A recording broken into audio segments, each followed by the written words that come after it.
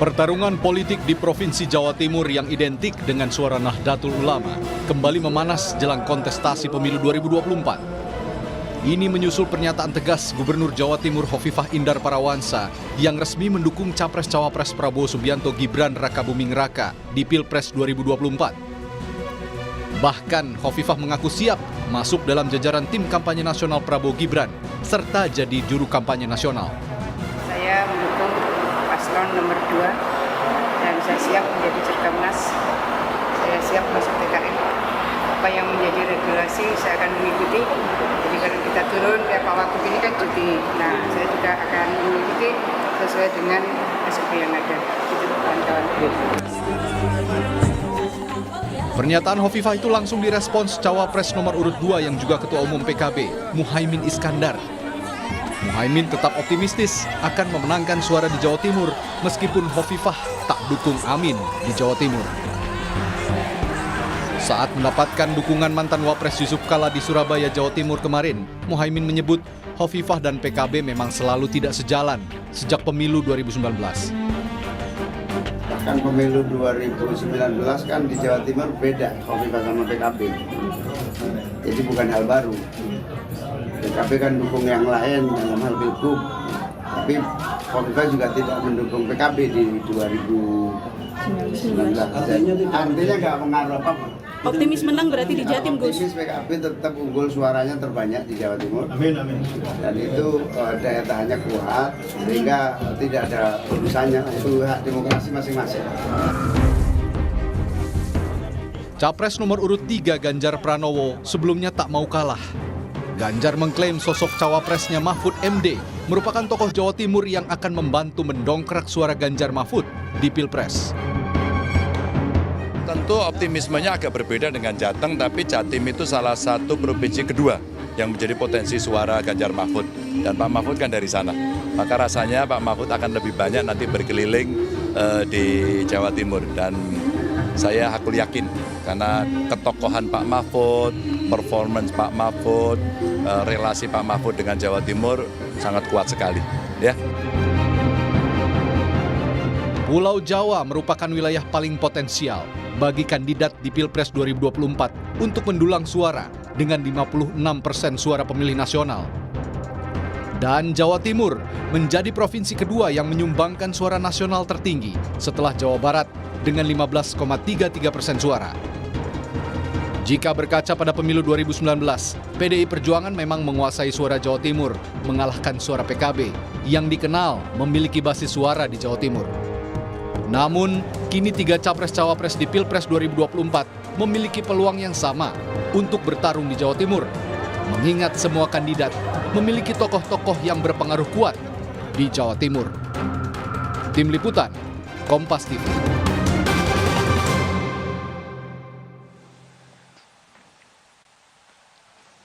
Bagaimana jadinya pertarungan politik di Jawa Timur, utamanya di kontestasi Pilpres 2024 usai Gubernur Jawa Timur Hovifah Indar Parawansa ini menyatakan dukungannya sebagai bagian dari tim kampanye Prabowo Gibran. Kita akan bahas bersama dengan analis komunikasi politik Universitas Erlangga, Pak Suko Widodo. Selamat sore, Pak Suko. Setelah melihat atau setelah adanya pernyataan dari seorang Hovifah Indar Parawansa, Gubernur Jawa Timur dan juga bagian dari NU, bagaimana Anda melihat peta politik Pilpres setelah ada pernyataan dari Hovifah?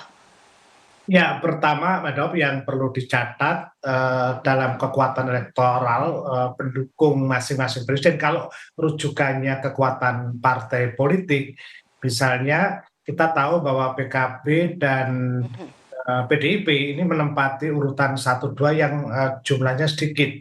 Tapi kelompok 2 yang didukung oleh Partai Gerindra dan Golkar kalau digabung juga relatif sama ketiganya. Artinya jika kita dukungan elektoral berdasarkan pilihan legislatif, sebetulnya kekuatannya relatif sama. Nah, keputusan Gubernur atau Hovifah Indar Parawansa ini memang berpotensi untuk merubah keadaan. Tetapi memang hadirnya Bu Khofifah itu kan baru hari ini, baru kemarin yang menyatakan yang dimana kalau kita hitungannya pada komunikasi politik itu berjalan sesuai jadwal debat itu yang ketiga, keempat baru masuk gitu loh, tidak masuk dari awal. Di awal saya kira masing-masing sudah punya reinforcement dan dukungan masing-masing. Nah ini yang saya kira akan kita lihat seberapa dampaknya. Satu catatan yang menjadi penting bahwa Bu Khofifah ketua Muslimat ini saya kira pasti akan merubah situasi kekuatan yang ada yang selama ini sudah mapan dalam fungsi yang sama tadi yang saya sebut tadi. Seberapa besar perubahannya dan seberapa besar efeknya kepada peta politik untuk Pilpres nanti, Pak Suko? Ya tergantung ya, kalau karakter masyarakat masyarakat Jawa Timur sebagai pedesaan misalnya itu kan ketergantungan pada ketokohan yang dianut itu kan cukup besar ya, cukup besar. Berbeda masyarakat kota yang mungkin bergantung pada kekuatan digital, wacana di virtual gitu loh. Nah maka tergantung dari seberapa kuat kerja dari mereka yang ada di lapangan. Kita tahu bahwa Caimin dengan PKB-nya cukup solid di lapangan. Kemudian PDI juga di lapangan cukup solid misalnya. Nah tergantung daya dobrak dari pasukan Pak Prabowo yang kemudian didukung oleh Bu Khofifah ini apakah ketokohan juga pada level ke bawah diikuti. Nah sekali lagi bahwa sayangnya masuknya sudah di tengah-tengah, tentu tidak beda kalau Bu Khofifah masuknya di awal itu. Kembali lagi di situ ya. Sebenarnya kan suara Jatim ini jadi penting, suara Khofifah juga jadi penting kalau kita lihat sekarang ya untuk peta nanti peta Pilpres, peta elektoral begitu.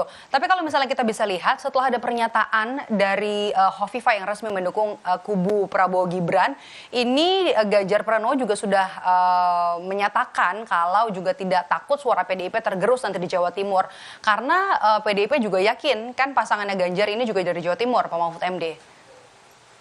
Ya, saya Seberapa kira realistis itu, Pak? Ya, Bu Khofifah kan 5 tahun terakhir ini kan sudah memimpin langsung dan kalau lihat riset-riset relasi antara Gubernur Bu Khofifah kepada masyarakat itu cukup intens ya. Posisinya tingkat kepuasan dan sebagainya cukup tinggi sehingga relasi itu yang akan merubah keadaan karena kan komponennya bukan hanya partai tetapi misalnya ada Muslimat, ada Fatayat, ada pondok pesantren, dan Bu Khofifah juga dekat dengan misalnya kalangan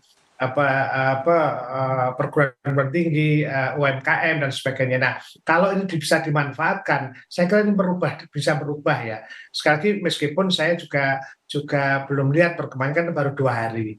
Kalau Khofifah nanti turun dengan misalnya TKN yang sama-sama, saya kira memang bisa saya anggap bahwa ini berpotensi untuk mendorong perubahan yang lebih cepat pasangan nomor 2 untuk bisa mencapai angka yang cukup signifikan di dalam mempengaruhi masyarakat, saya kira. Oke, lumbung suara yang cukup besar untuk bisa diperebutkan di Pilpres 2024 ini. Bahkan seorang JK, mantan wakil presiden, ini turun langsung untuk tim Anies Mohaimin setelah resmi Khofifah memberikan dukungan kepada pasangan Prabowo Gibran, kemudian dari tim Anies Mohaimin ini menurunkan seorang Yusuf Kala untuk nanti bisa merebut hati pemilih yang ada di Jawa Timur. Seberapa besar, seberapa penting posisi Jawa Timur di Pilpres kita ini? Ya, memang jumlahnya cukup besar ya, 31 juta pemilih dan 22% itu gengsi pemilih baru yang baru pengalaman.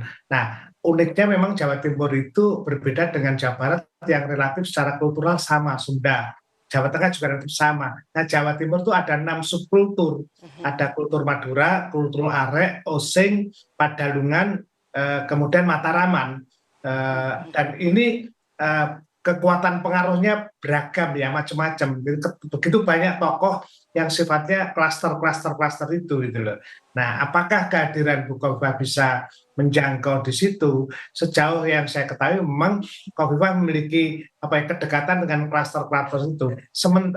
Jadi kuncinya pada kedekatan pada klaster, bukan Jawa Timur secara umum. Sehingga memang kandidat jika akan memenangkan memang harus masuk dalam klaster-klaster itu. Ini yang berbeda dengan misalnya yang homogen ya secara kultural. Jawa Timur itu subkulturnya ada 6, itu pasti punya beda-beda dalam satu wilayah dan wilayah yang lain.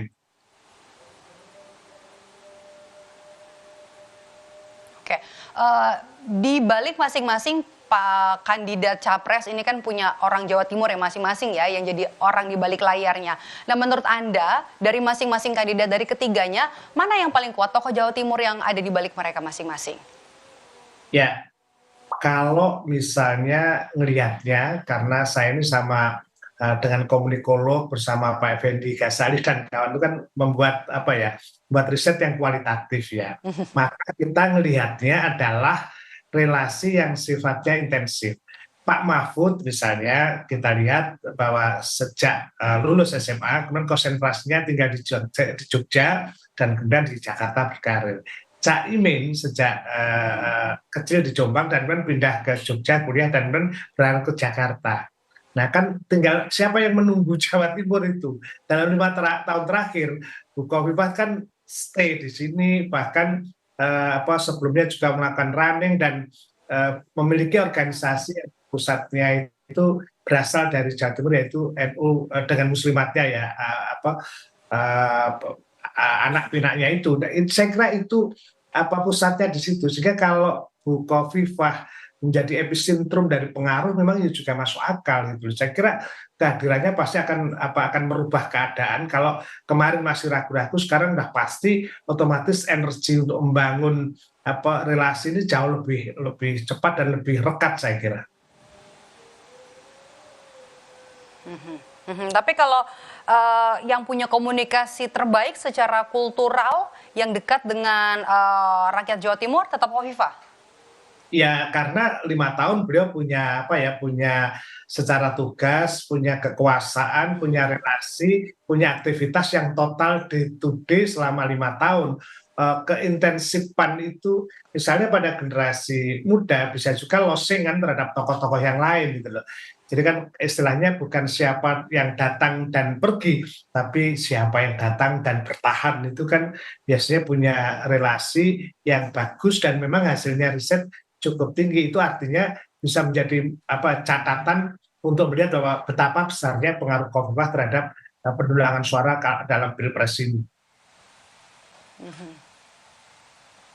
Siapa yang bertahan dan juga punya relasi ya, siapa yang bertahan dan juga punya relasi itu yang mungkin punya dampak nanti secara elektoral juga terhadap warga di Jawa Timur, terhadap Jawa Timur. Tapi kalau misalnya kita lihat seperti apa sih sebenarnya karakter tokoh yang diinginkan oleh warga Jawa Timur, baik dari sisi kultural, kemudian dari sisi ideologi dan juga dari sisi ketokohan, Pak Suko? Ya kalau Jawa Timur itu kan istilahnya itu Jombang hijau abang, artinya kelompok nasionalis religius itu yang biasanya bisa bertahan di sini. Kalaupun toh masing-masing jalan itu berdampingan. Kalau kita lihat misalnya bagaimana kekuatan antara PDIP dan PKB, itu kan angkanya mirip-mirip ya. Jadi mereka merah dan hijau kan bersatu. Tetapi yang menjadi penting bahwa pasangan nomor 2 kan bukan hanya Gerindra tapi juga Golkar, sehingga melihatnya itu juga menjadi satu kesatuan. Tetapi entitasnya memang PDI dan PKB lebih bareng karena dalam satu organisasi. Kan pendukung utamanya begitu, dan pendukung Pak Prabowo itu kan pada tidak hanya Gerindra tapi juga ada Golkar yang kalau dijumlahkan relatif ya berimbang dengan yang paslon yang mendukung nomor 1 dan partai yang mendukung paslon nomor 3. Oke, sebenarnya apa yang harus disiapkan sekarang Pak Suko melihat ya secara realistis begitu apa yang sudah terjadi setelah resmi ada dukungan dari seorang Khofifah Indar Parawansa, Ketua Muslimat NU dan juga merupakan gubernur gubernur dari Jawa Timur yang punya kedekatan dengan rakyat Jawa Timur. Apa yang harus dipersiapkan kandidat lain setelah ada pernyataan dari Khofifah Indar Parawansa ini? Riset yang kami lakukan di Universitas Erlangga itu bertahun-tahun memang relatif angkanya tidak jauh berubah antara 62% sampai 65%. Di Pusat Kajian Komunikasi saya neliti itu hampir 62 sampai 65% responden itu menghendaki bertemu dengan kandidat. Itu kunci pertama. Artinya relationship itu sangat menentukan daripada konten visi misinya gitu loh. Tradisi masyarakat misalnya silaturahmi seperti Oke. itu yang harus dikembangkan. Nah, misalnya kemarin Pak Ganjar dengan strategi yang Pak Mahfud dengan rebukan muncul itu menarik. Tapi apakah dalam jangka yang cukup pendek ini bisa memenuhi setiap pertemuan-pertemuan itu? Yang kedua adalah strategi dengan pendekatan kultural di mana pemuliaan pada tokoh ulama itu menjadi penting. Itu saya kira juga menjadi kunci. Jadi dua hal itu saya kira yang menentukan pengaruh terhadap elektabilitas yang akan menentukan di depan sih. Oke, kalau untuk ketokohan di Jawa Timur sebenarnya Pak Suko seberapa besar pengaruhnya ketokohan ini bagi warga Jawa Timur? Ya, memang agak menurun ketika kemudian dalam 2 tahun terakhir ketika digitalisasi berkembang itu kan luar biasa ya. Kalau dulu misalnya satu tokoh bisa berpengaruh pada 30 orang, mungkin sekarang satu tokoh hanya 20 orang. Satu. Yang kedua adalah tipologi ketokohan. Misalnya di kalangan tapal kuda daerah timur itu posisi ulama sangat menentukan. Tapi di budaya arek yang sudah industri itu tokoh industri kapital itu menentukan. Tapi di kultur Mataram itu yang dia berasal dari kultur Pangreh Projo, Pamong itu para birokrat yang menentukan. Indikasi itu bisa kita lihat bagaimana bupati-bupati yang menjadi di kawasan barat itu adalah para birokrat. Jadi tipologi satu daerah. Karena itu tidak bisa pendekatannya bisa satu pola, harus dengan masing-masing klaster itu melihatnya itu.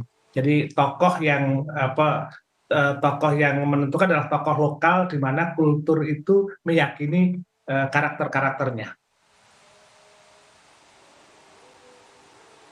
Oke, tokoh lokal yang mewakili karakternya dan juga kita akan lihat nanti seberapa panas nanti perebutan suara di Jawa Timur, apa strategi nanti yang digunakan dua kandidat lainnya Ganjar Pranowo dan juga Mahfud MD serta dari pasangan Anies Imin yang dua-duanya juga memang punya 2 orang ya tokoh yang dari Jawa Timur setelah adanya pernyataan resmi dari Hovifah Indar Parawansa yang menyatakan dukungannya kepada pasangan Prabowo Gibran. Terima kasih sudah bergabung bersama kami. Pak Suko Widodo sudah bergabung bersama kami di Rumah Pemilu sore hari ini dan sehat selalu Pak Suko. Salam.